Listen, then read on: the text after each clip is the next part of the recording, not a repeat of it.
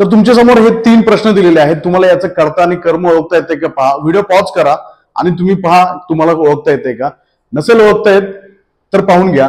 पहिलं वाक्य बघा, ताईने माझी वही हरवली. तुम्हाला दिलेल्या वाक्यातील कर्ता आणि कर्म ओळखायचं, तर ते नेमकं कसं ओळखायचं. तर सर्वप्रथम क्रियापद ओळखायचंय, हरवली. आणि क्रियापदाचा जो मूळ धातू आहे तो काय आहे, हरव.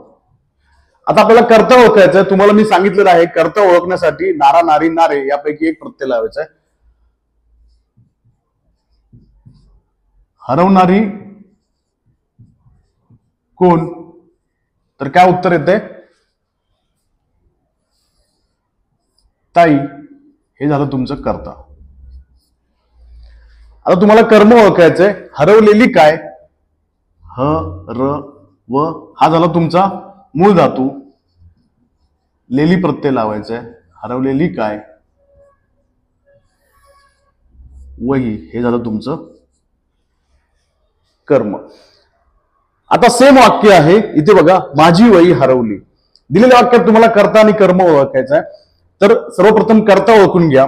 कर्ता ओळखण्यासाठी क्रियापद ओळखा. क्रियापद आहे हरवली, मूळ धातू आहे हरव आणि नारा नारी यापैकी एक प्रत्यय लावायचा आहे. हरवणारी काय, तुमचं उत्तर काय येणार, वही. वही झाला कर्ता. आता आपली कर्म ओळखण्याची पद्धत काय आहे, मूळ धातू घ्यायचा आहे. मूळ धातू काय आहे, हरव. आणि त्याला प्रत्यय लावायचा, लाला लाली लेले यापैकी एक. तर हरवले ली काय, तर त्याचं पण उत्तर काय येतंय, वही. जेव्हा तुमचं दोन्हीही उत्तर, कर्ता आणि कर्माचं उत्तर एकच शब्द येतो, तेव्हा त्या वाक्यामध्ये कर्म नसतो, फक्त काय असतं, कर्ता असतो. हे लक्षात ठेवा. हेच उदाहरण बघा. आता दुसरं एक उदाहरण बघा. हरणाच्या कानात वारे शिरले. दिलेल्या वाक्यात तुम्हाला कर्ता आणि कर्म ओळखायचंय, तर त्यासाठी क्रियापद ओळखायचंय. क्रियापद आहे शिर आणि मूळ धातू आहे, क्रियापद आहे शिरले आणि मूळ धातू आहे शिर.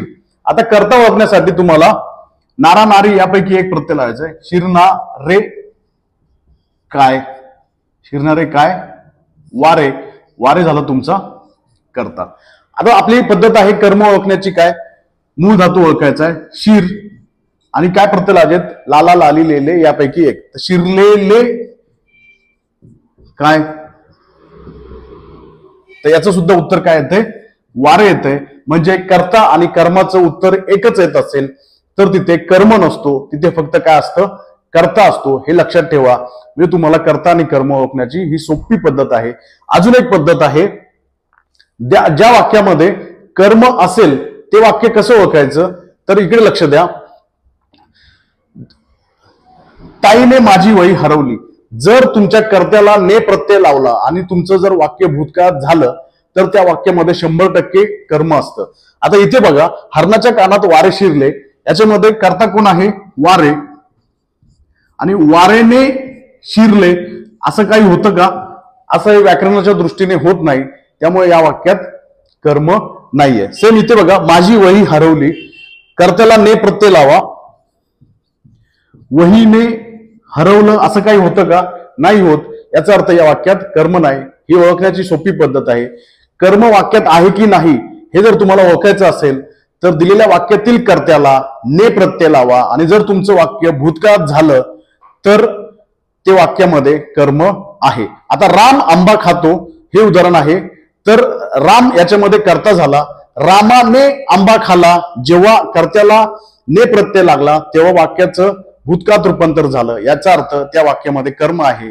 आंबा काय आहे, त्याचं कर्म आहे. अशा प्रकारे सोपी पद्धत आहे कर्ता आणि कर्म ओळखण्याची. जर तुम्हाला हा व्हिडिओ आवडला असेल तर आपला चॅनल सबस्क्राईब करा आणि यासारखे नवनवीन व्हिडिओ पाहण्यासाठी बेल आयकॉन बटन दाबा, म्हणजे तुम्हाला तो नवीन व्हिडिओ पाहता येईल. धन्यवाद.